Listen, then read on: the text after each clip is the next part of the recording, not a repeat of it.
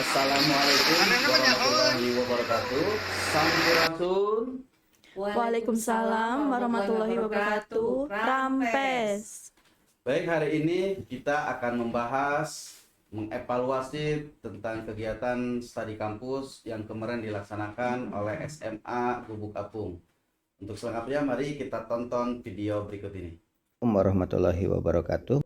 Banyak kegiatan di sekolah itu tanpa evaluasi yang memadai. Berikut ini mari kita evaluasi tentang study tour menurut pandangan siswa. Perhatikan kita biar kita nggak sepi. hasil Siapa yang mau diwawancara? rekreasi kemarin, kita amati wawancara pada saat mereka berangkat ke lokasi UPI Bandung, kemudian ke Lembang dan sebagainya.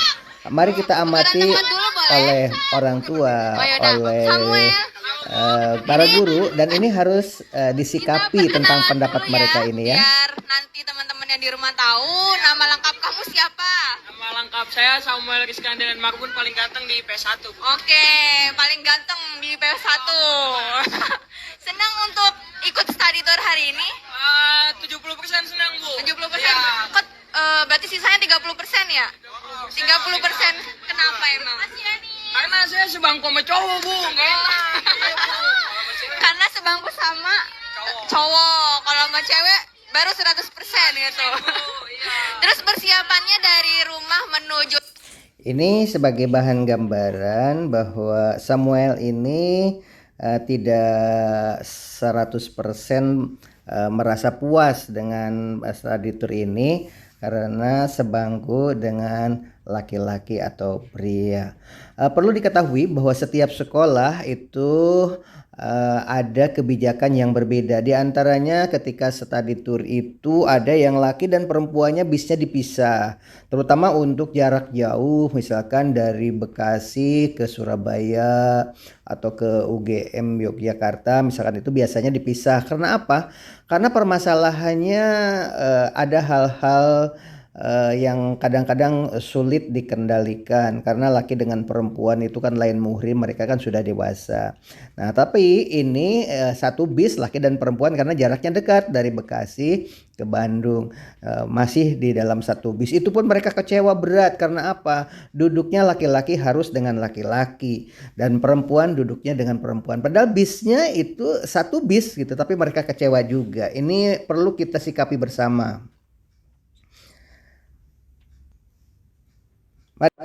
Oke. Baik, ibu-ibu semua menyikapi dari video tadi ya tentang evaluasi bagaimana tadi 70% merasa puas dan 30% merasa tidak puas. Mungkin dari Ibu Tri terlebih dahulu, menurut Ibu Tri menanggapi tentang evaluasi tadi ya. Iya. Terima kasih Pak Nanang, kebetulan saya juga mengikuti mendampingi anak-anak di bis 3. Kebetulan saya ya memang kalau dari tadi perwakilan ya, mungkin perwakilan satu anak ya kita sebagai artinya pendamping sudah berusaha ya, kita tidak bisa ya artinya mau mengikuti kemauan anak gitu. Betul. Kan. Nah, mungkin evaluasinya itu sudah karena jaraknya deket gitu ya, laki-laki perempuan dijadikan satu bis gitu. Tapi kalau jaraknya jauh gitu bisa sampai mungkin ke Jogja lah, ke Malang ya, kita juga harus bagaimana menyikapinya nanti.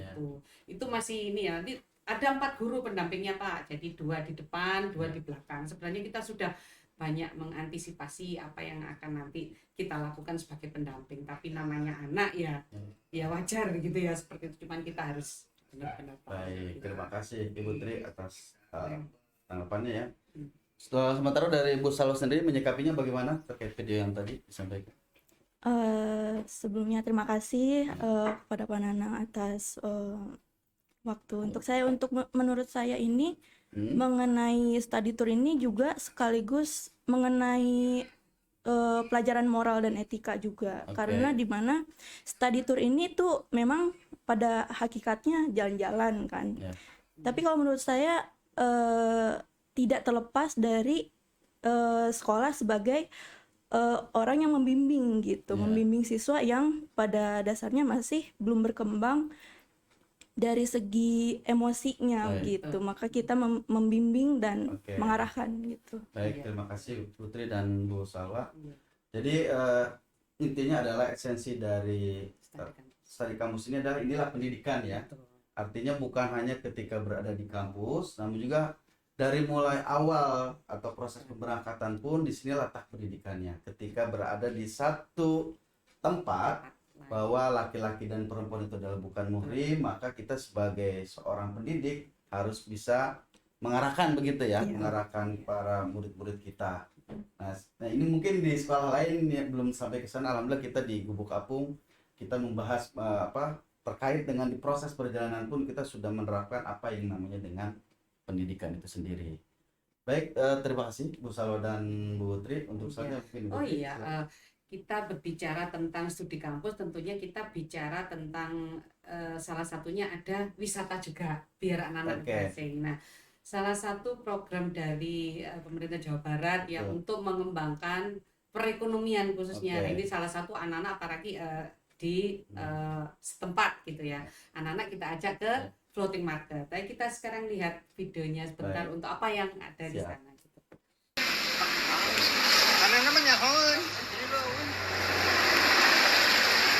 Oke, nah ini kemarin adalah sudah juga ya, terkait dengan nanas. Ini adalah nanas madu dari Subang. Ini namanya adalah madu. Ini nanasnya ini yang ukurannya besar. Ini ada yang berwarna hijau dan ini sudah berwarna ya, sudah matang.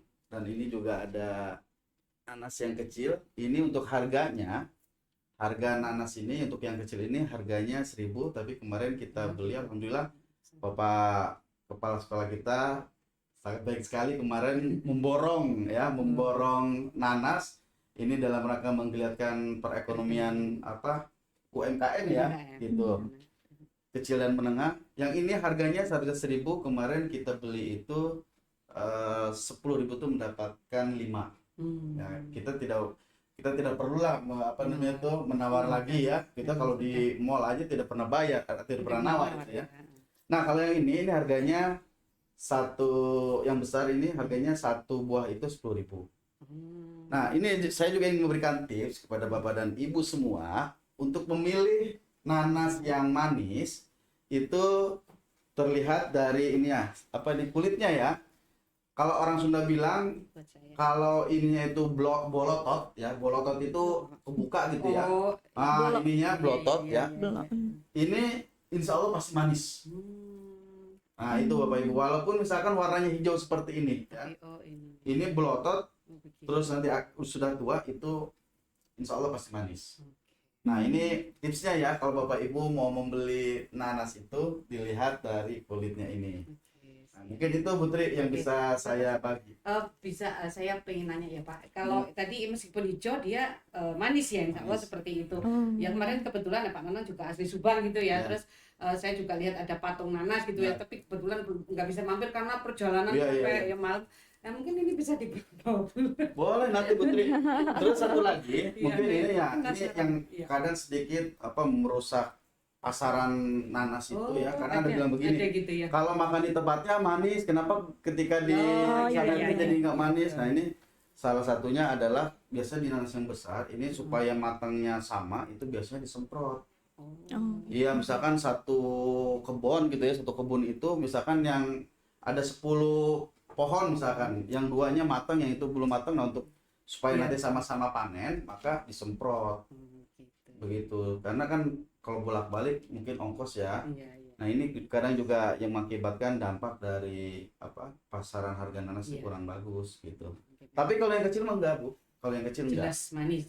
Manis. Kalau yang ini kadang disemprot. Jadi makanya kadang tadi ada yang manis, ada yang enggak gitu loh. Iya, betul. Gitu Bu Salwa ya, Bu Putri. Barangkali itu yang bisa saya berbagi dengan teman-teman nanti. Untuk tipsnya ya Pak. Nanti setelah ini boleh ambil satu-satu. Terima kasih Pak Nanang untuk tipsnya dan ini juga pendidikan untuk anak-anak ya, bagaimana meningkatkan, menarik wisatawan domestik maupun luar untuk tertarik dengan nanas madu khususnya wilayah Subang. Kita Terima jadi kasih, menggeliat ya iya, gara-gara betul. ini ya. Iya, kita Gitu. kemarin selain itu juga banyak oleh-oleh yang lain. Siap.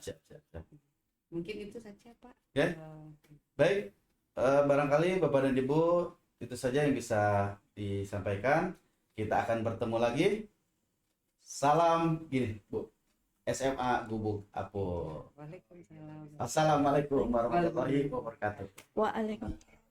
Terus karena saya melihat Ismati lebih banyak yang masuk ke kuliah negerinya tuh lebih banyak dari S6 PTS 6